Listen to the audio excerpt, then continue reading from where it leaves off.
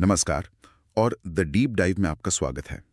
आज हम एक ऐसे शब्द की कहानी की गहराइयों में उतर रहे हैं जिसे हम सब ने पूजा पाठ, यज्ञों और हवन में सैकड़ों बार सुना है, लेकिन शायद ही कभी रुके और सोचा हो कि ये है क्या।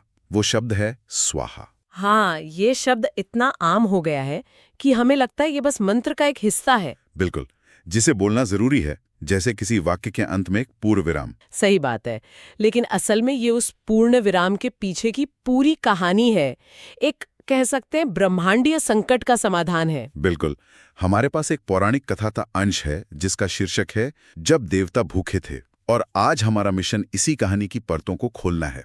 हम ये जानने की कोशिश करेंगे कि स्वर्ग में ऐसी क्या नौबत आ गई थी कि देवता भूखे रह गए, और जो व्यवस्था उनके पोषण के लिए बनी थी वो क्यों फेल हो गई। हाँ, और कैसे एक नई शक्ति, एक नई देवी के जन्म ने इस पूरी टूटी हुई कड़ी को फिर से जोड़ा। तो चलिए इस दिलचस्प कहानी की पड़ताल शुरू करते हैं। चलिए शुरू करते हैं।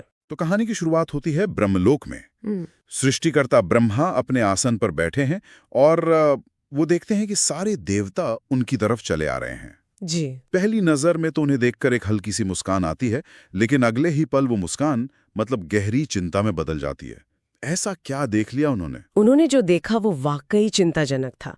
कहानी में जैसा बताया गया है, देवताओं की हालत बहुत ही खराब थी। अच्छा, सोचकर भी अजीब लगता है कि उनके चेहरे का सारा तेज, सारा नूर गायब था और वो इतने दुबले हो गए थे कि शरीर में बस हड्डियां ही दिख रही थीं। अरे ये उस छवि से बिल्कुल अलग है जो हम देवताओं की अपने मन में रखते हैं, शक्तिशाली, तेजस्वी और हर तरह से परिपूर्ण। सही बात है।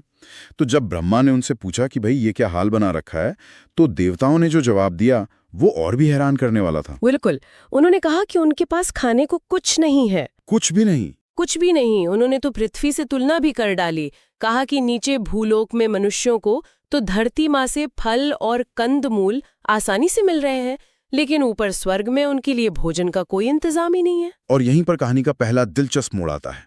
हम स्वर्ग को हमेशा एक ऐसी जगह के तौर पर देखते हैं जहां हर सुख सुविधा है, जहां किसी चीज की कोई कमी नहीं। हाँ, लेकिन ये कथा उस धारणा को चुनौती देती है।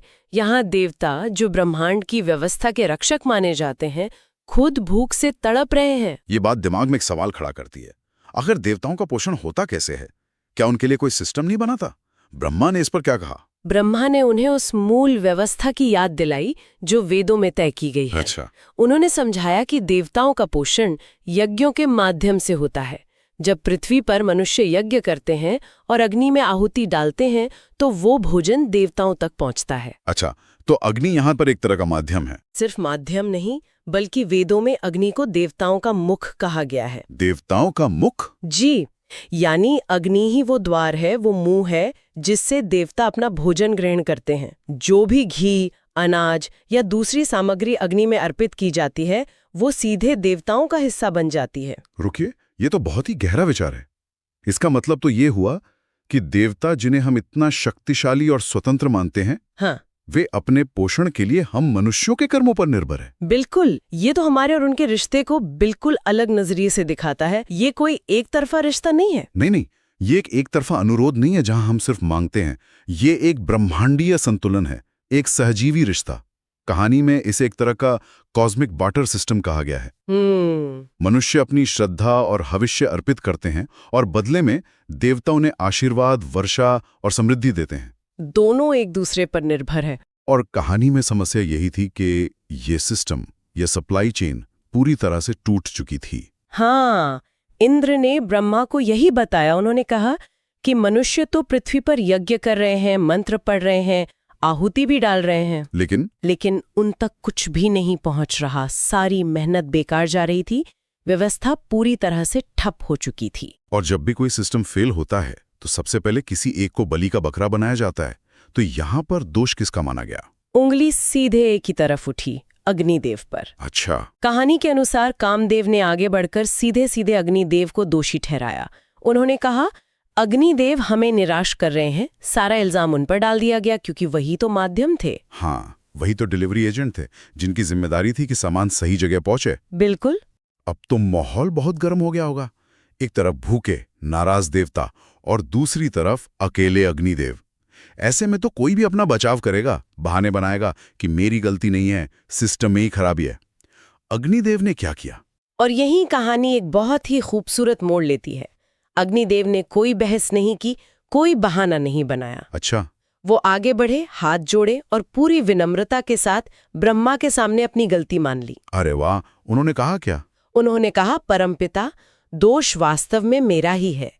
उन्होंने स्वीकार किया कि मुझ में मनुष्यों द्वारा दी गई आहुति को जलाने की, उसे भस्म करने की शक्ति तो है, लेकिन उस जली हुई चीज के सार को, उसकी ऊर्जा को देवताओं तक पहुंचाने की क्षमता मुझ में नहीं है। उन्होंने साफ कहा, मेरी वजह से सब भूखे हैं, मैं अपनी इस कमी को स्वीकार करता हूं, कृपया मेरा मार्गदर्शन करें। ये बहुत बड़ी बात है, अपनी कमी को, अपनी अक्षमता को इतने सारे लोगों के सामने स्वीकार कर लेना। जी। ये दिखाता है कि समस्या को सुलझाने के लिए सबसे पहला कदम ही ये स्वीकार करना होता है कि समस्या है और मैं उसका हिस्सा हूं। बिल्कुल। ये इस कहानी का एक बड़ा नैतिक सबक भी है। जब तक आप अपनी सीमाओं को स्वीकार नहीं करते, आप उनसे आगे नहीं बढ़ सकते। अग्निदेव की ये स्वीकारोक्ति ही समाधान की तरफ पहला कदम थी। तो अब स्थिति ये थी कि देवता भूखे थे, यज्ञ की व्यवस्था फेल हो चुकी थी और उस व्यवस्था के सबसे अहम हिस्से अग्निदेव ने खुद हाथ खड़े कर दिए थे। हाँ। ये तो एक डेड एंड जैसी स्थिति हो गई। अब सृष्टिकर्ता ब्रह्मा के ऊपर बहुत बड़ा दबाव था। बहुत ज्यादा।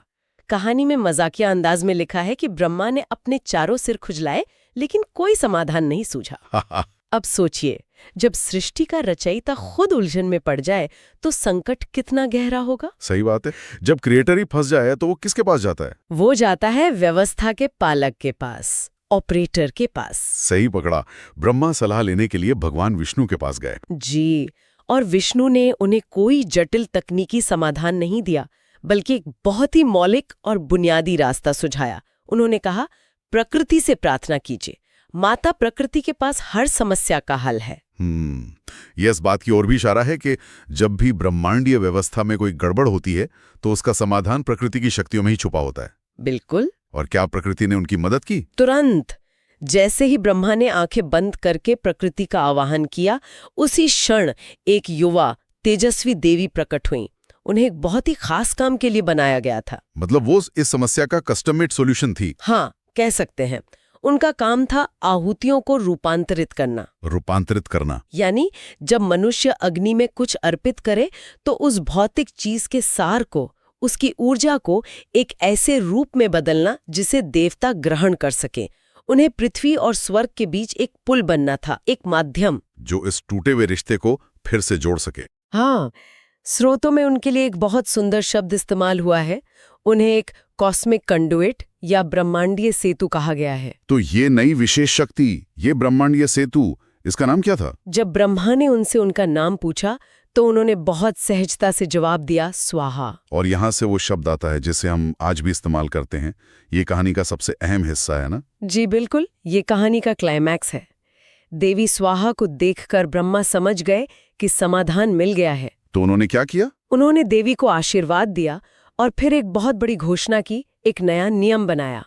उन्होंने आदेश दिया, आज से यज्ञ में अग्नि को दी जाने वाली हर आहुति स्वाहा शब्द के उच्चारण के साथ ही समाप्त होगी। तो उन्होंने स्वाहा के नाम को सिस्टम में ही कोड कर दिया। हाँ। जैसे किसी ऑनलाइन ट्रांजैक्शन के लिए एक पासवर्ड या ओटीपी जरूरी होता है, वैसे ही यज्ञ की आहुति के लिए स्वाहा बोलना अनिवार्य कर दिया गया। आपने बहुत अच्छी तुलना की है, ये बिल्कुल वैसा ही है।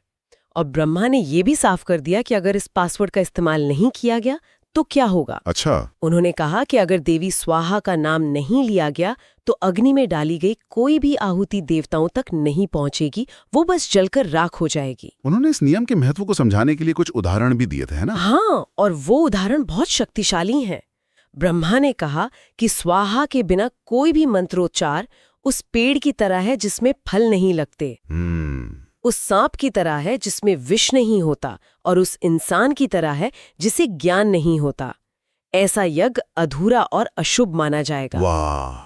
इन उपमाओं से उन्होंने ये स्थापित कर दिया कि स्वाहा सिर्फ एक शब्द नहीं, बल्कि यज्ञ का प्राण है, उसका सार है, उसकी एक्टिवेशन की है। सही कहा। इसका मतलब है कि हर बार जब कोई पंडित या यजमान स्वाहा कहता है तो वो असल में उस दिव्य शक्ति का आवाहन कर रहा है जी, उस देवी को बुला रहा है कि हे देवी, कृपया इस भेंट को इसके सही पते पर पहुंचा दीजिए। यकीनन ये एक यांत्रिक क्रिया से बढ़कर एक सचेत आवाहन बन जाता है।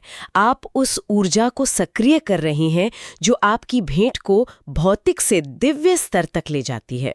तो इस तरह देवी स्वाहा ने देवताओं को भूखमरी से बचाया और ब्रह्मांड की व्यवस्था को फिर से पटरी पर ले आई। हाँ, उन्होंने देवताओं के प्राण बचाए और कहानी का अंत भी बहुत प्रतीकात्मक और सुंदर है। वो कैसे? संकट टलने के बाद ब्रह्मा ने देवी स्वाहा का विवाह अग्निदेव से करा दिया और दोनों हमेशा के लिए एक हो गए। ये विवाह भी महज एक हैप्पीली एवर आफ्टर वाली बात नहीं लगती, इसका भी कोई गहरा मतलब होगा। इसका बहुत गहरा मतलब है।